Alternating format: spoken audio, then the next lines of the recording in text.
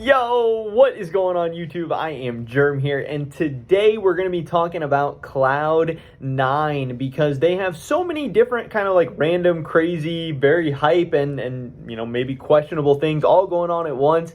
We just need one video to kind of wrap up everything they have going on because it's looking more and more like they actually have a complete roster, which is really, really cool and exciting for Cloud9 fans, LCS fans in general.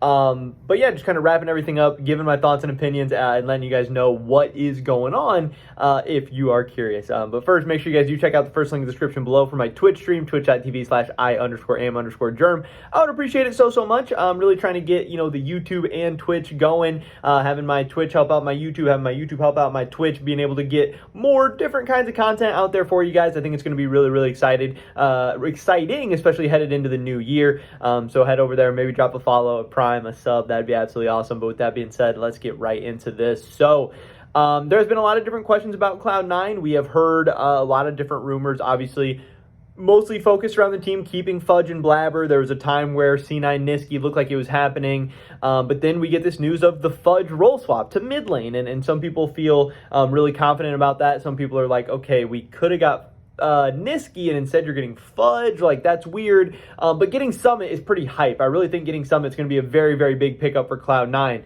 But like I said, once Summit was announced with Fudge mid, I was like, I think Summit's going to be great. I think Fudge could be good.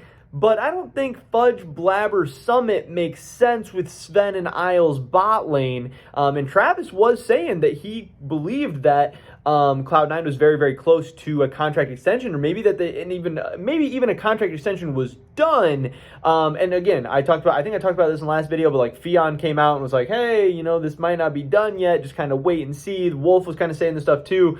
And then today, Jacob Wolf tweeted out, decision made. And it looks like Cloud9 will not be going with Sven in the bot lane after all, and perhaps not Isles either, which I think we already talked about a little bit in the last video as well with Winsome, potentially coming in and being their new support. But decision made, former T1 challenger, that is T1's second team, AD carry Berserker, will join Cloud9, rounding out the lineup with 3 players who competed in Korea's primary and secondary leagues, according to sources. So obviously they have Summit, who competed in the LCK, and then they have Berserker now with T1 Academy, and Winsome, who I believe is like Battlestar or something.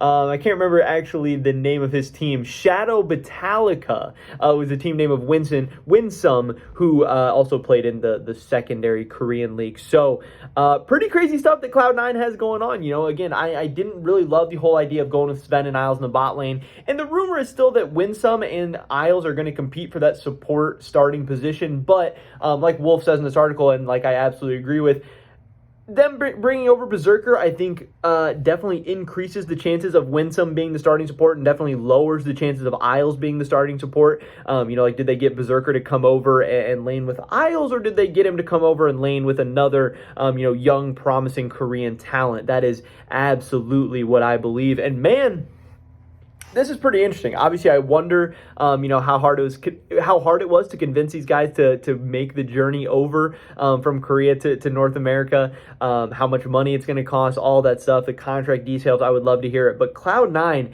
has some legitimate, young, promising, budding Korean talent that has really the potential to be superstars.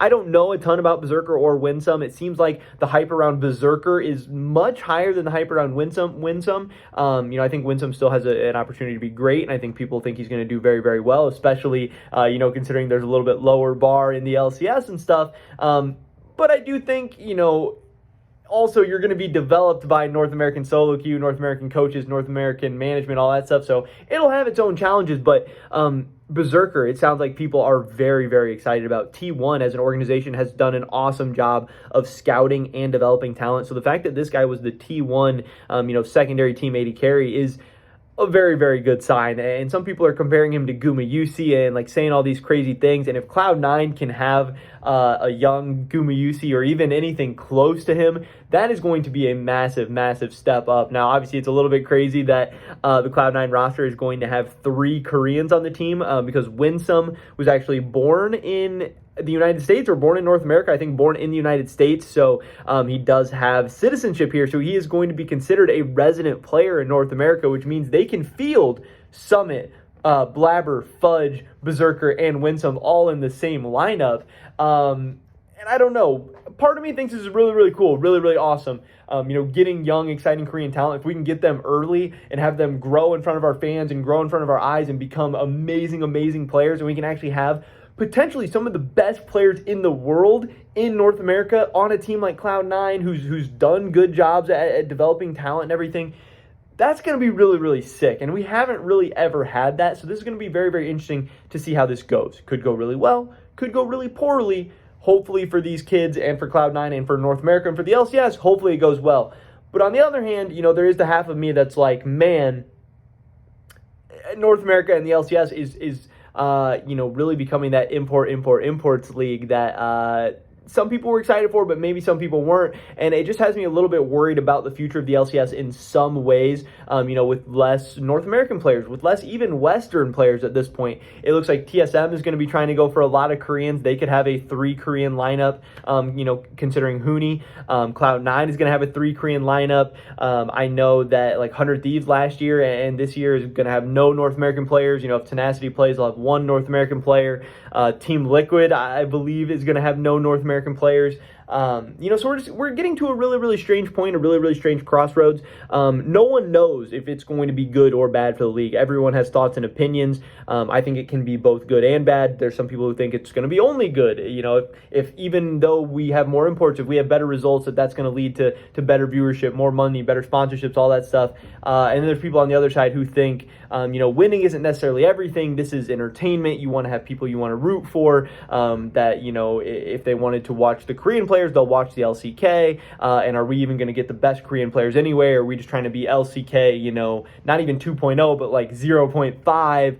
I don't know. There's all these arguments on both sides. It's going to be really, really crazy to see. But this is a very, very interesting experiment for Cloud9. And I do think that this roster, is better than the roster they could have fielded with like Sven and Niles or something like that. Maybe these kids will work out. Maybe they won't. But it'll be interesting to watch. And I'm definitely going to be tuning in. Obviously, the other craziness is around their potential coaching staff. Obviously, Mithy, who was the head coach for Cloud9 last year, it was announced that he is going to be leaving and going to 100 Thieves to be an assistant coach, which is kind of an interesting move for him. Hopefully that works out well. But LS is rumored to be the next coach of Cloud9, which is going to be very, very interesting. Obviously, getting some young Korean talent, some very, very mechanically gifted Korean talent, and then having LS there as your coach. Obviously, an environment and players that he probably really, really loves and would really be excited to work with. And then coming back to North America, probably making a lot of money to be the Cloud9 head coach. Seems like he's been a little burnt out off of streaming and content creation and stuff from the little bits here and there that I've seen.